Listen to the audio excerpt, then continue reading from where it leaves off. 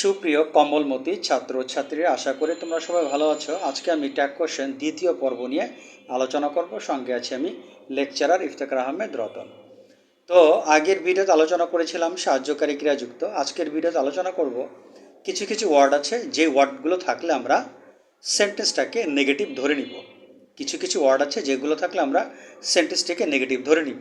যেমন ধরো never, never থাকলে, নাথিং থাকলে, হার্ডলি, হার্ডলি, হার্ডলি থাকলে, স্কার্সলি থাকলে, ফিউ থাকলে, লিটল, LITTLE, লিটল থাকলে, তারপরে তোমার সেলডম থাকলে, রিয়ারলি, RARELY, রিয়ারলি থাকলে, এগুলো থাকলে আমরা সেন্টেন্সটাকে নেগেটিভ ধরব। সেক্ষেত্রে আমরা উত্তরে কিন্তু নট ব্যবহার করতে পারবো না, যেহেতু এগুলো নেগেটিভ। তা চলো আমরা কিছু এক্সাম্পল দেই এবং সেগুলো আলোচনা করি।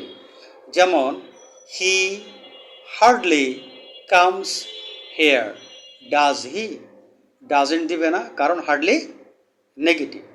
I hardly go there, do I.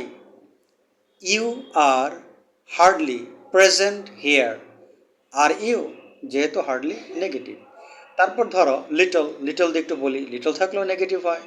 There is little water in the glass, is there, is there. There is little milk in the glass, is দেয়ার।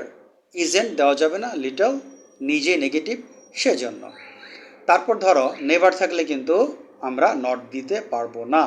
যেমন ধরো I never go there, do I. I never went there, did I. Not কিন্তু হবে না।